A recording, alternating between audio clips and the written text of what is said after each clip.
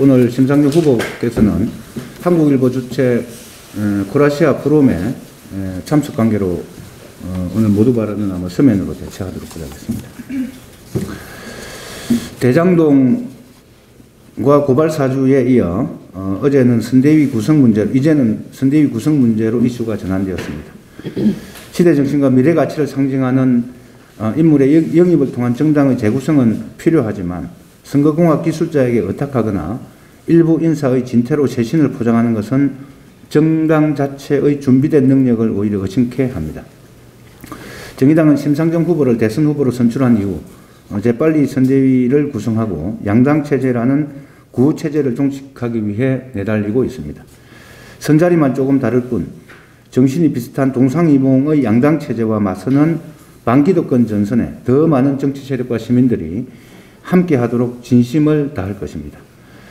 그래서 5년 전 촛불 시민들이 열망했던 나를 대변하는 정치, 내 삶을 바꾸는 정치로 나아가겠습니다.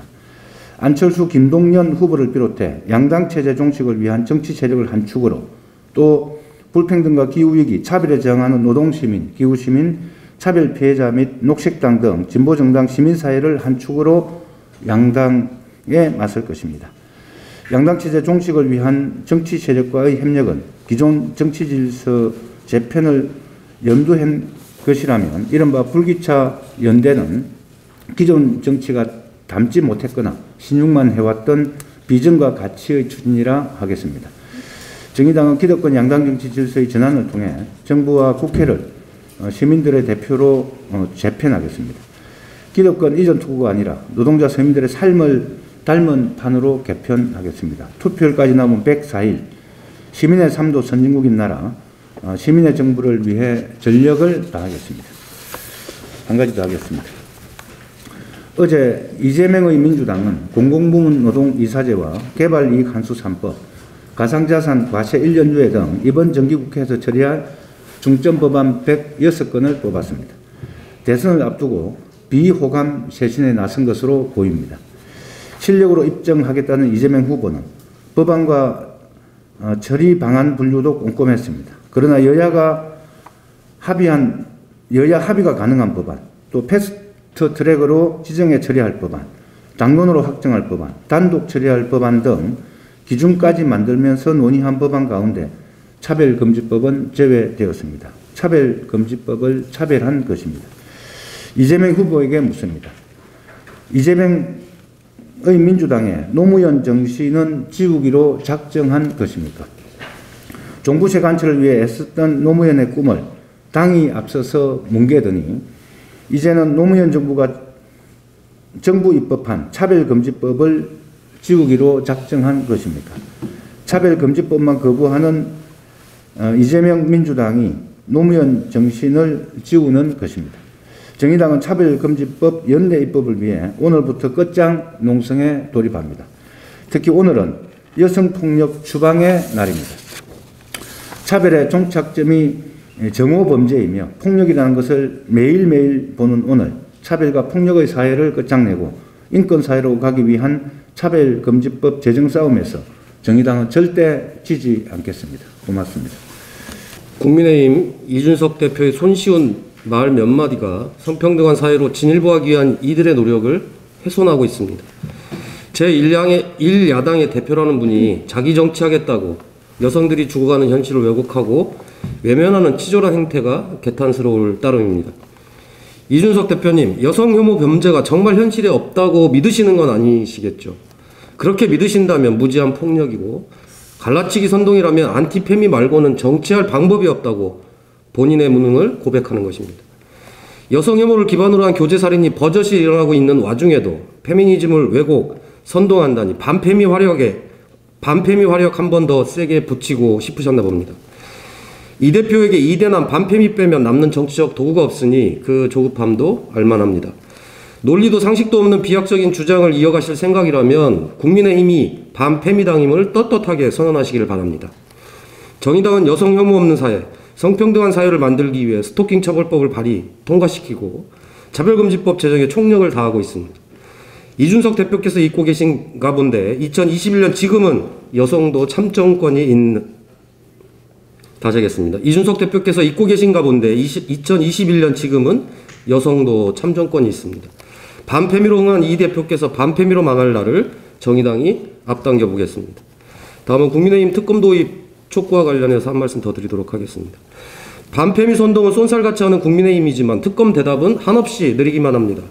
정의당은 대장동 개발 특혜 의혹, 부산저축은행 부실수사 의혹으로 점철된 더불어민주당 이재명 후보, 국민의힘 윤석열 후보 모두 쌍특검 대상이라고 주장하고 있습니다. 이재명 민주당 후보께서도 조건 없이 특검에 동의하셨으니 이제 국민의힘만 남았습니다. 캥길 것이 없다면서도 자꾸 특검을 회피하시니 도둑이 재발절인 격이 아닌가 싶습니다. 억울하면 특검 받으면 될 일입니다. 조건을 자꾸 걸며 시간 끄는 이가 범인입니다. 다만 민주당이 주장하고 있는 상설특검 활용은 적절치 않습니다. 상설특검법은 특검 추천 권한을 여야가 나눠 갖게 되는 양당이 직접 개입하는 방식입니다. 양당 모두 비리 의혹과 관련이 있는데 특검 추천에 관여하는 것은 공정하지 않습니다. 드루킹 특검, 박근혜 정부 국정농단 특검 선례가 있듯이 양당은 특검 후보 추천 과정에서 배제되는 것이 마땅합니다. 국민의힘에 소속한 특검 답변을 촉구합니다. 이상입니다. 20대 대선 청년정의당 선거대책위원회가 곧 발족할 예정입니다. 청년들에게 온전히 권한이 부여된 공간을 만들기 위해 정의당은 청년정의당을 만들었습니다. 청년정의당이 선대위를 출범합니다. 정의당의 청년정의당 선대위는 선거용 반짝 이벤트가 아닙니다. 정의당의 청년정치는 이벤트가 아니라 일상이기 때문입니다. 이번에 출범할 청년정의당 선대위의 주축 역시 권한과 목소리를 갖고 정의당을 함께 책임져 온 청년들입니다. 정의당이 청년 선대위에 부여하는 권한과 독립성은 대선용 실험이 아니라 청년들이 당연한 권리로서 정의당 내에서 보장되는 것입니다. 청년정의당 선대위는 이재명과 윤석열 후보가 외면한 청년들을 힘주어 대변할 것입니다. 2030 청년들을 홀대하는 안티페미 전략이 승리할 수 없음을 보여주겠습니다. 영끌도 비트코인도 어쩌면 여유로운 이야기처럼 느껴지는 청년들에게 정치가 희망이 될 수 있음을 증명하겠습니다. 삶에 치여 뉴스를 볼 시간도 온라인에서 논쟁을 할 겨를도 없는 청년들에게 내년 3월 9일 투표장에 꼭 가야 하는 이유를 만들어드리겠습니다. MZ세대는 나밖에 모르는 세대가 아니라 나답게 살고 싶은 세대입니다. 그만큼 지금의 청년세대는 다양성에 대한 포용도가 높고 권리에 대한 감각이 예민하며 변화를 두려워하지 않습니다. 지금 청년들은 과거와 똑같은 미래를 바라지 않습니다. 그리고 과거와 똑같은 선택을 현재에도 반복한다면 미래가 달라지지 않는다는 점도 알고 있습니다. 20대 대선에서 펼쳐질 비주류의 기적, 제3지대 돌풍은 청년 세대가 주도해 주실 거라고 생각합니다. 청년이 승리하는 대선이 될 수 있도록 청년정의당 선대위도 최선을 다해 뒷받침하겠습니다. 한 말씀만 더 드리겠습니다. 전두환 씨가 사망한 당일 5.18 피해자분께서 숨진 채 발견되었다고 합니다. 가해자로부터 사죄받지도 못한 채 평생 후유증을 앓다가 돌아가신 고인의 고통에 가슴이 아픕니다. 1980년 5.18 이후 후유증과 트라우마로 인해 스스로 생을 마감한 피해자는 최소 46명에 이릅니다. 만약 전두환 씨가 자신의 죄를 인정했더라면 목숨을 끊을 정도로 고통스러웠던 5.18 생존자들의 아픔이 조금이나마 덜어지지 않았을까 생각합니다. 그래서 더욱 용서할 수 없고 애도할 수 없습니다. 전두환 씨의 미납 추징금을 끝까지 환수하기 위해서 상속재산 추징을 허용하는 법 개정이 검토되고 있다고 합니다. 전두환 씨를 비롯해 향후에 발생할 수 있는 추징금 회피 사례를 막기 위해 필요한 법 개정이라 생각합니다. 전두환 씨가 평생 책임지지 않았던 역사의 죄는 남은 우리들이 끝까지 물어서 과거의 시대를 온전히 종결해낼 것입니다.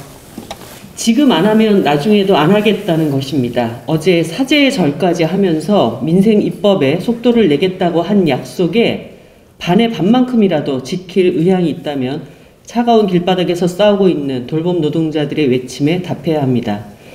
이재명 후보의 대선 공약은 지금이라도 맘만 먹으면 실시할 수 있고 이 정부도 처우 개선을 이미 약속했습니다. 민주당 이재명 후보는 돌봄은 우리 사회 공동 책임이 되어야 한다면서 돌봄 국가 책임제를 공약으로 내걸었습니다. 코로나 팬데믹 시대에 양질의 돌봄 일자리를 창출하는 것이 대한민국의 생존 전략이자 성장 전략이라고 약속했습니다. 범정부의 범정부 차원의 온정일 돌봄 체계를 구축하고 이를 위해 돌봄 시설 간 상이한 환경 기준과 돌봄 종사자 처우 격차 개선을 공약했습니다. 코로나 시기 학교가 멈췄을 때 돌봄 전담사들은 긴급 돌봄에 투입되어 학생들의 일상을 책임졌습니다. 그러나 팬데믹 시대 필수 노동인 이들은 여전히 보조 인력으로 취급받고 공짜 노동에 시달리고 있습니다. 시간제 노동에 묶어두고 돌봄을 위한 준비 노동에 대해서는 아무런 대가도 지불받지 못했던 이들의 요구는 단순합니다. 똑같은 노동자로 대해달라. 8시간 전일제 노동 실시하라. 더 이상 공짜 노동에 착취당하며 일할 수 없다. 그러나 14개 시도교육청은 돌봄 노동에 대한 시간제를 고집하면서 비상식적 근무 시간을 그대로 유지하겠다는 입장에서 한 발도 나가지 않고 있습니다. 오늘 시도교육감 회의에서 이에 대한 결론이 나오지 않으면 돌봄 노동자들의 2차 파업이 예정되어 있습니다. 학교와 부모들은 돌봄 공백을 우려하며 발을 동동 구르지만 그것이 돌봄 노동자들의 파업 탓으로 되어서는 안 됩니다. 우리 아이들에게 안정적 돌봄을 제공하기 위한 이들의 요구에 정부와 민주당은 즉각 답을 내놓아야 합니다. 오늘 여성폭력 추방의 날입니다. 윤석열, 이재명 후보가 어떤 입장의 메시지를 낼지 정의당은 주목해 보겠습니다. 적어도 윤석열 후보는 자당 대표인 이준석 후보의 반페미 선동 정치에 대해서 어떤 입장인지 반드시 입장을 밝혀야 됩니다. 또한 윤석열, 이재명 공이 두 후보 다 여성폭력 추방의 날에 다시 한 번 더 차별금지법에 대한 입장, 비동의 강간자에 대한 입장을 좀 분명하게 밝히시기 바랍니다.